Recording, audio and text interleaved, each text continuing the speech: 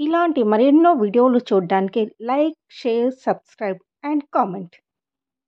ఈరోజు ఈ వీడియోలో వినాయకుడికి ఏకదంత అనే పేరు ఎలా వచ్చిందో తెలుసుకుందాము. గణపతి యొక్క ఏకదంత అనే పేరు పురాణాల్లోని మూద్గుల పురాణంలో పేర్కొనబడింది. ఏకదంత అంటే ఒకే పన్ను అని అర్థము.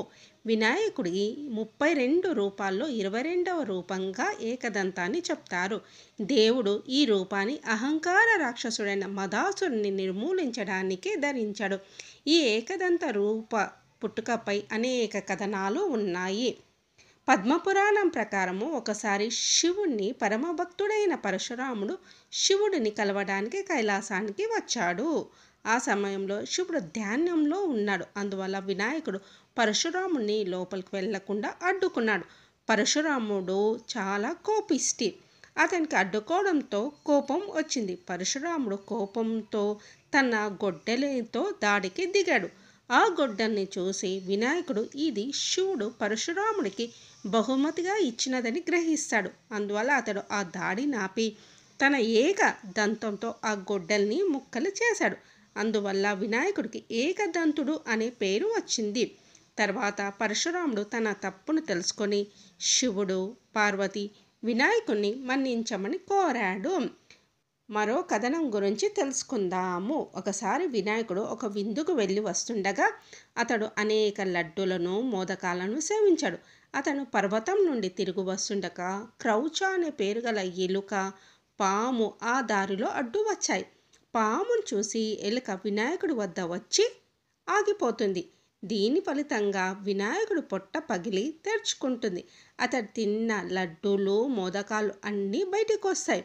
కానీ వినాయకుడు వాటన్నిటిని ప్రోగు చేసి తిరిగి అతని పొట్టలోకి వేసుకుంటాడు. తర్వాత ఆయన ఆ పాముని తన పొట్ట చుట్టూ గట్టిగా చుట్టి పట్టుకుంటాడు.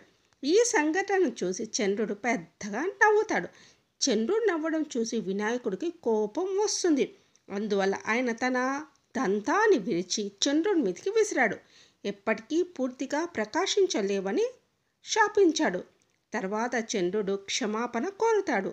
వినాయకుడు చంద్రుడి నుండి శాపాన్ని తొలగిస్తాడు. అందువల్ల ఈ కారణంగా వినాయకుడు ఏకదంతుడిగా ప్రసిద్ధి చెందాడు. ఈ సంఘటన కారణంగా ప్రజలు వినాయక చవితి రోజు రాత్రిపూట చంద్రుడిని చూడ్డానికి నిరాకరిస్తారు. మరో కథనం గురించి తెలుసుకుందాము. వినాయకుడు వేదవ్యాసుడికి రచయితగా ఉన్నప్పుడు మహాభారతం రాసేటప్పుడు అతని దంతాల్లో ఒకదాన్ని కలంగా ఉపయోగించాడని మరో కథ ప్రచారంలో ఉంది. వినాయకుడు అంటే అతిపెద్ద పొట్ట, ముదురు రంగు, 4 చేతులు, విరిగిన దంతాన్ని కలిగి ఉంటాడు. వినాయకుడి రూపంలో ఉన్న ఏకదంతుని పూజిస్తే మనము ఏ పని చేసినా విజయం సాధిస్తాము. ఆ పనిలో ఏకాగ్రత పెరుగుతుంది. ఆయన విరిగిపోయిన దంతము అతని భక్తులు ఎలాంటి కోరికలైనా తీర్చడానికి ఆయన త్యాగం చేస్తాడు. అందువల్ల మనస్ఫూర్తిగా ఏకదంతుని పూజిస్తే మనం కోరిన కోరికలు నెరవేరుతాయి.